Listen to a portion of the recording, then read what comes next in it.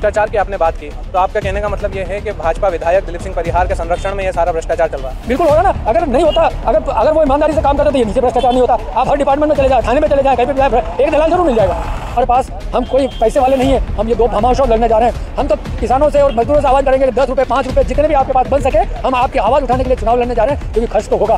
सर्वे सारे हुए, पर सर्वे सब एक तरफ रह गए। आप देखिए, सर्वे में जो नहीं थे वो टिकट आ गए। ये टिकट आए कैसे? अब ये तो सिर्फ नेता जाने कैसे आए, क्यों आए, कैसे दिए, या तो ये क्या लगता है मनी भाई का कोई रोल है?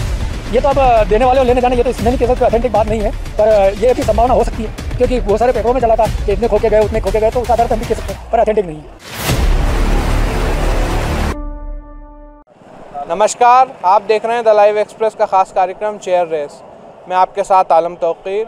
इस वक्त हमारे साथ मौजूद हैं वीरेंद्र पाटीदार, जो भारतीय जनता पार्टी के कद्दावर नेताओं में जाने जाते हैं, कद्दावर नेता हैं, और उन्होंने इस बार निर्दलीय चुनाव लड़ने का मन बनाया है। भारतीय जनता पार्टी से उनको टिकट नहीं दिया गया है, इसलिए वो निर्दलीय चुनाव लड़ेंगे।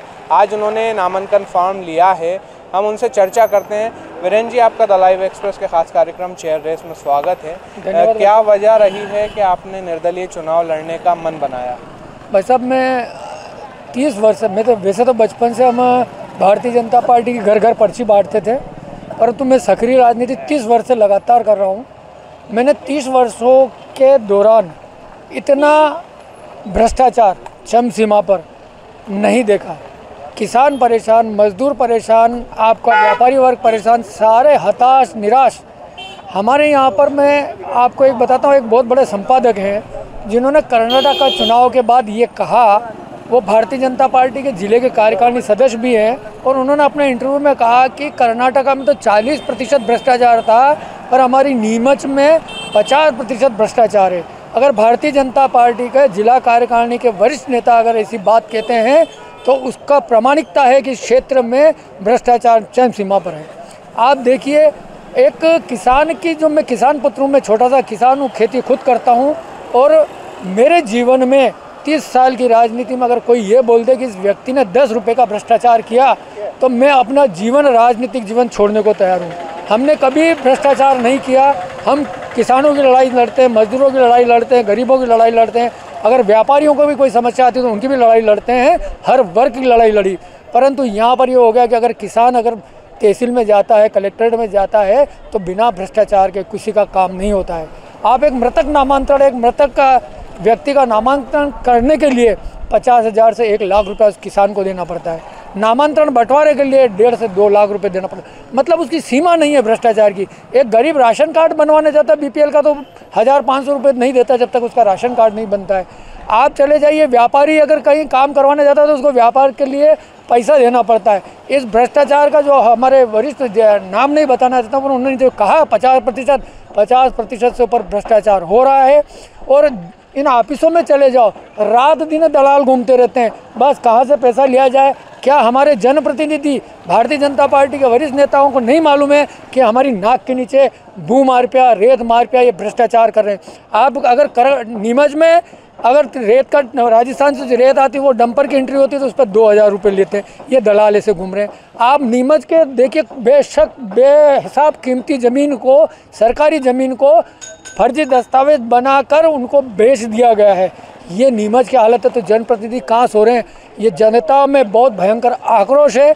आप नीमच की जनता से पूछ लीजिए, नीमच की जनता से पूछ लीजिए, ना वो कांग्रेस को चाहते हैं, ना इन नेताओं को चाहते हैं। वो बोल रहे हैं कि तीसरा विकल्प एक अच्छा सा हो, तो हमारे प्रेम सिंह जी परिहार साहब, हमारे किसान मोर्चे के जिला अध्यक्ष नवल जी, इन सभी ने और कार्यकर्ताओं को हजारों टेलीफोन आए कि भाई साहब हम दोनों को नकारते हैं, इसलिए आपको कहीं ना कहीं मैदान में आना पड़ेगा, और हम जनता की आवाज़ पर, जनता के बीच में जाना चाहते हैं। आज हमारे पास, हम कोई पैसे वाले नहीं हैं, हम ये दो भामाशाह लड़ने जा रहे हैं। हम तो किसानों से और मजदूरों से आवाज़ करेंगे कि 10 रुपये 5 रुपये जितने भी आपके पास बन सके, हम आपकी आवाज़ उठाने के लिए चुनाव लड़ने जा रहे हैं, क्योंकि खर्च तो होगा, हमें गाड़ी लगाना पड़ेगी सब, पर हम जनता से 5-10 रुपये लेके उनके बीच में जाएंगे और चुनाव लड़ेंगे।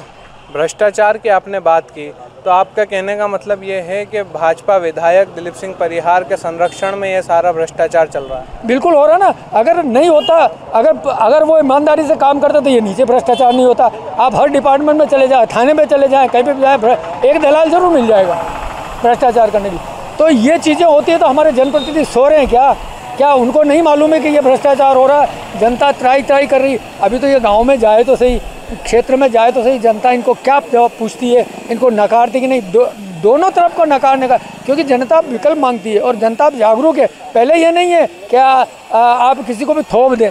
हमारे प्रेम सिंह जी साहब कहते हैं कि दीनदयाल जी ने एक बात कही थी कि अगर कोई अच्छा दल किसी जो राष्ट्र के लिए काम करता है, सबके लिए काम करता है, अगर संघ उसके ऊपर शीर्ष नेतृत्व अगर गलत आदमी को टिकट दे देती है या गलत आदमी को चयन कर लेती है, तो जनता का और आम मतदाताओं का दायित्व होता है कि उसको नकार दे, और नकारना ही चाहिए। क्योंकि अगर यही चलता रहा तो आगे जाकर और बहुत विकराल रूप होगा और जनता त्रस्त रहेगी। सर्वे की बात की जाए तो सर्वा रहता है। क्या भारतीय जनता पार्टी ने सर्वे किया या नहीं किया? सर्वे सारे हुए पर सर्वे सब एक तरफ रह गए। आप देखिए सर्वे में जो नहीं थे वो टिकट आ गए। ये टिकट आए कैसे? अब ये तो सिर्फ नेतृत्व जाने कैसे आए, क्यों आए, कैसे दिए। या तो हम तो किसान हैं, हम तो वह सीएम हाउस के बाहर जाते 15-20 दिन से एंट्री करा के रखते, हमको मिलती नहीं एंट्री, हमको मिलने का मौका नहीं मिलता। अब वो बड़े लोग हैं, उनके चैनल है, ये मेरा वाला, ये तेरा वाला, ये मेरा वाला, तेरा मेरा करके और टिकट दे दिए जाते। क्या लगता है मनी भाई का कोई रोल है इसमें? ये तो अब देने वाले और लेने जाने, ये तो इसमें नहीं कह सकते, ऑथेंटिक बात नहीं है, पर ये भी संभावना हो सकती है। क्योंकि बहुत सारे पेपरों में चला था कि इतने खोके गए, उतने खोके गए, तो उस आधार पर हम भी कह सकते हैं, पर ऑथेंटिक नहीं है।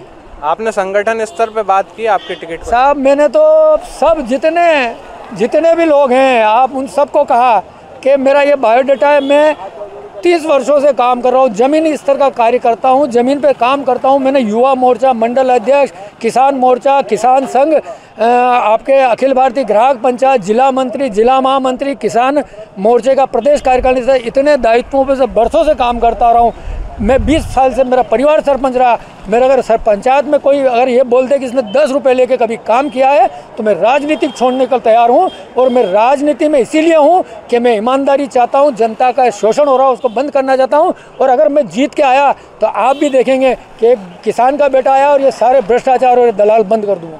भाजपा और संघ का हमेशा से ये कहना रहता है कि कांग्रेस जो है वो परिवारवाद की राजनीति करती है।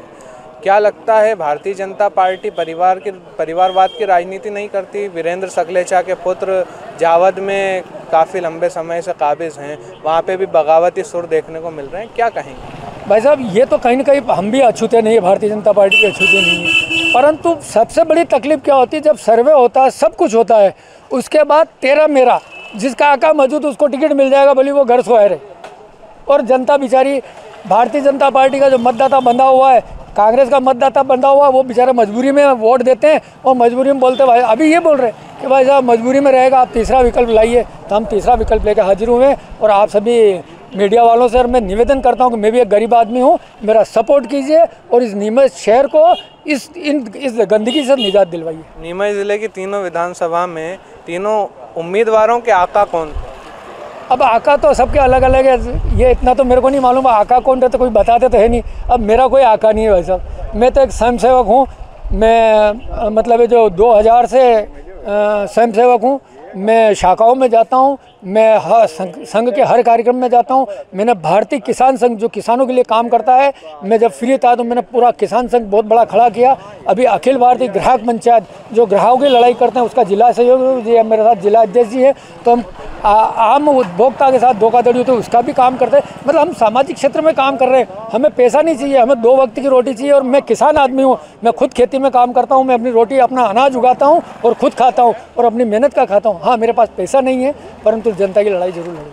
आरएसएस 5 दिन के अंदर जो आखिरी 5 दिन बचते हैं उसमें बिसात उलटने में माहिर है।